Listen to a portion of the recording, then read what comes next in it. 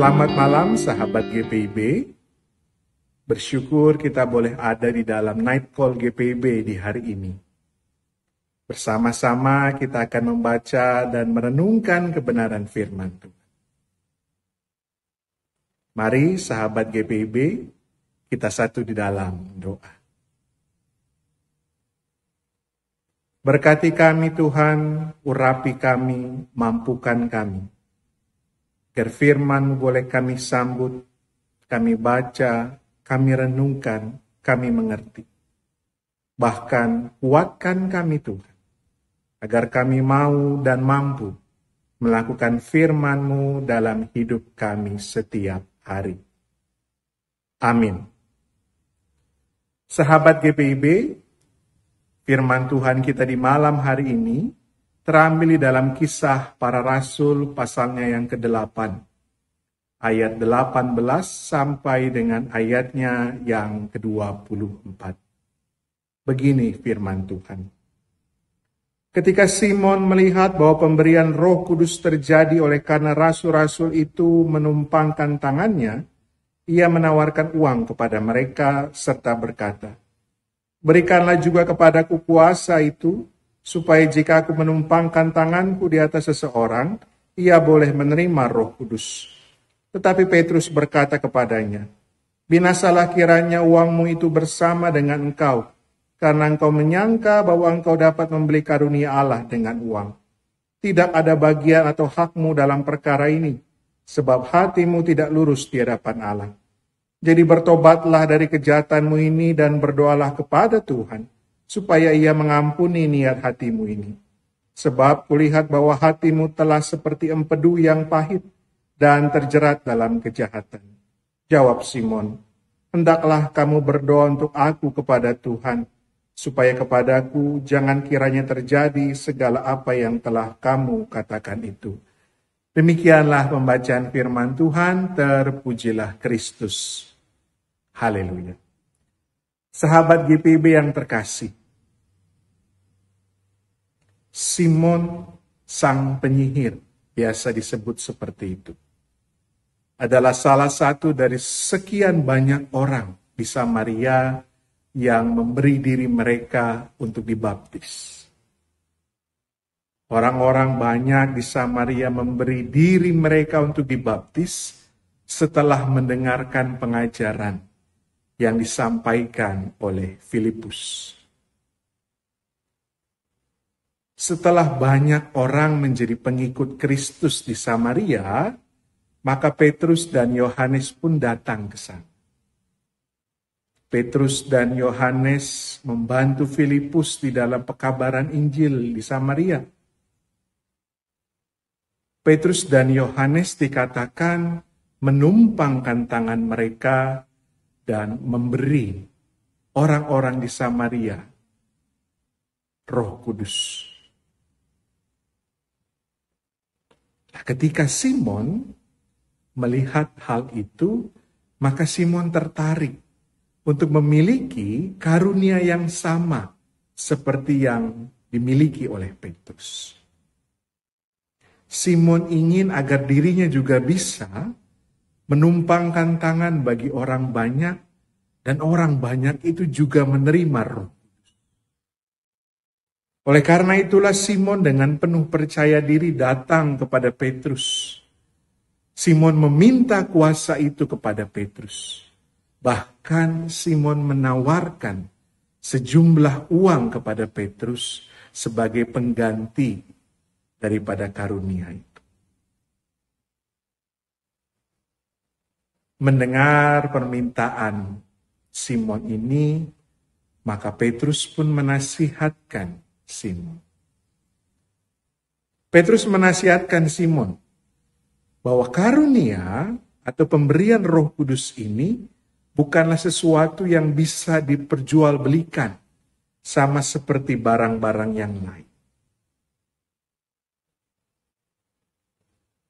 Petrus menyampaikan kepada Simon bahwa kuasa Roh Kudus yang diberikan kepada orang banyak bukanlah milik dirinya. Roh Kudus itu tidak keluar dari dirinya, tidak keluar dari diri Petrus. Petrus menyampaikan bahwa apa yang ia berikan, Roh Kudus yang ia berikan kepada orang-orang yang percaya di Samaria saat itu, sebenarnya berasal dari Tuhan. Jadi Petrus berkata kepada Simon, kurang tepat kalau engkau meminta kepada aku. Karena aku hanyalah sebagai perantara. Roh Kudus itu sendiri datangnya dari Allah.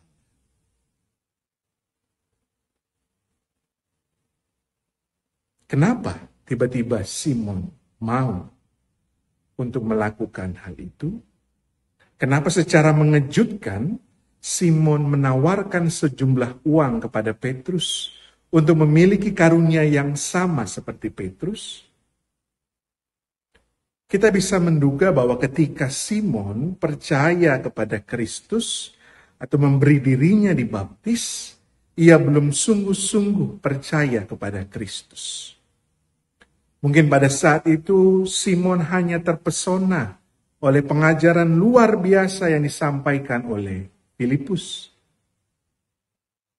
Dan bahkan kalau kita melihat latar belakang si Simon sebagai seorang penyihir dahulu, merupakan seseorang yang penting, merupakan seseorang yang sangat dihargai, yang menjadi orang yang sangat dicari oleh orang-orang di Samaria pada saat itu. Dan karena itulah mungkin saja Simon berpikir bahwa kalau dirinya menerima karunia Roh Kudus itu, bisa melakukan apa yang dilakukan oleh Petrus, maka posisi Simon di Samaria tetap menjadi orang penting. Bahwa dia akan terkenal, bahwa ia akan dicari oleh banyak orang karena ia bisa menumpangkan tangannya kepada seseorang dan orang itu akan menerima Roh. Tapi ternyata pikiran Simon keliru. Petrus menyampaikan kepada Simon bahwa karunia Roh Kudus tidak bisa dibeli. Karunia Roh Kudus datangnya dari Allah. Dan akhirnya Simon dikatakan dalam ayat 24 menyadari kesalahan.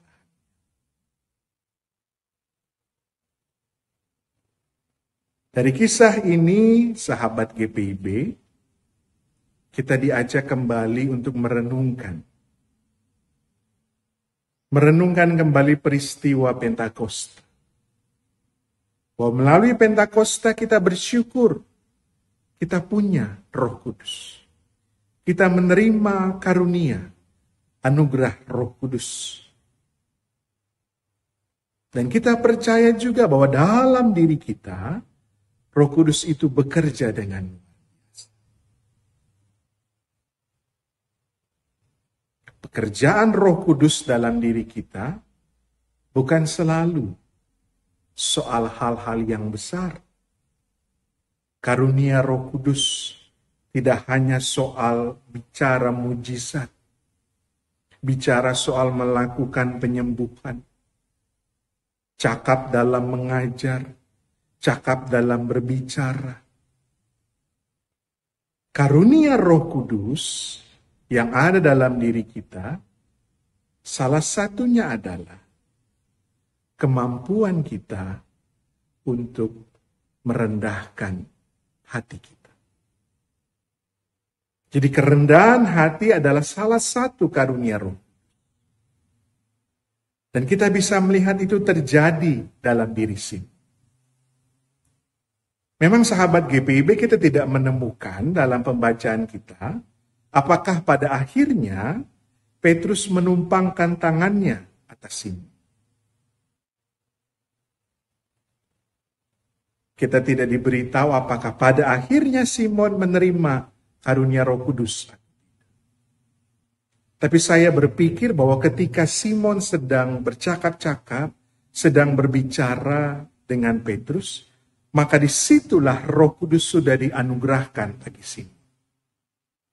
Sehingga ketika Roh Kudus itu ada dalam diri Simon, membuka hati dan pikiran Simon, Akhirnya Simon menyadari segala pelanggarannya, segala kesalahannya, bahwa ia telah menganggap karunia Roh Kudus itu bisa dibeli dengan. Roh Kudus mengubah Simon dari seseorang yang tadinya menjadi orang yang paling dicari, orang yang paling penting di Samaria, menjadi orang yang dengan penuh kerendahan hati mengakui kesalahannya terhadap Allah, mengakui kekeliruan dia untuk berpikir tentang karunia Roh. Dan disitulah karunia Roh Kudus. Maka Roh Kudus yang ada dalam diri kita sudah seharusnya juga, sahabat GPIB, memampukan kita dengan penuh kerendahan hati, mengakui bahwa kita adalah umat yang kecil di hadapan, mengakui bahwa kita adalah umat yang berdosa di hadapan. Roh Kudus memampukan kita juga untuk bisa mengakui kesalahan kita terhadap orang. Menyadari bahwa kita salah.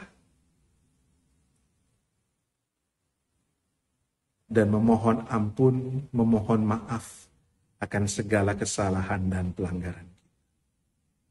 Itu karunia Roh Kudus. Jadi melalui pembacaan ini kita diingatkan.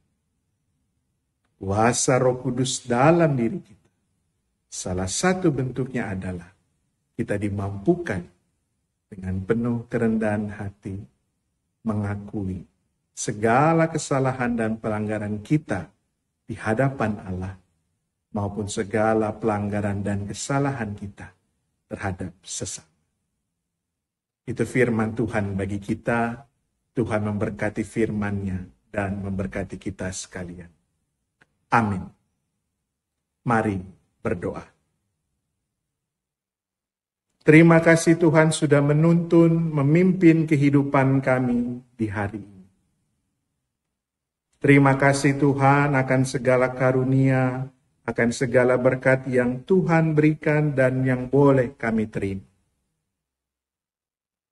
Terima kasih akan segala hal yang boleh kami alami, yang boleh kami kerjakan, yang boleh kami lewati di sepanjang hari ini.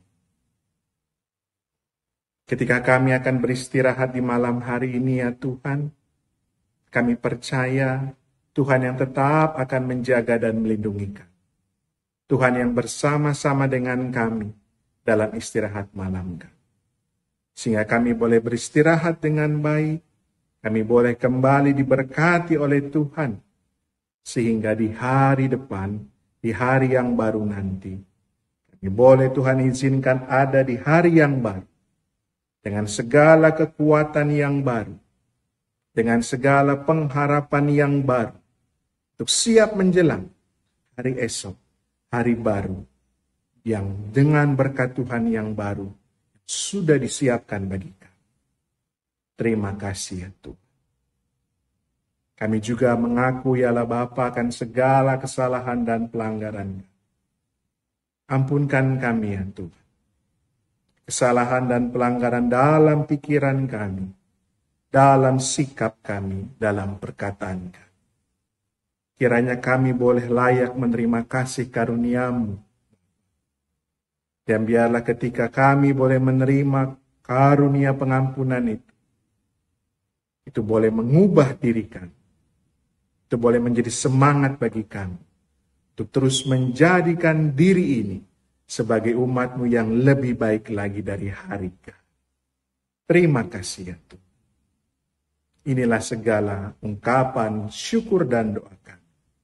Terpujilah nama-Mu ya Bapa, dari sekarang ini sampai selama-lamanya. Amin. Selamat malam sahabat GPIB. Selamat beristirahat. Tuhan Yesus memberkati kita sekalian.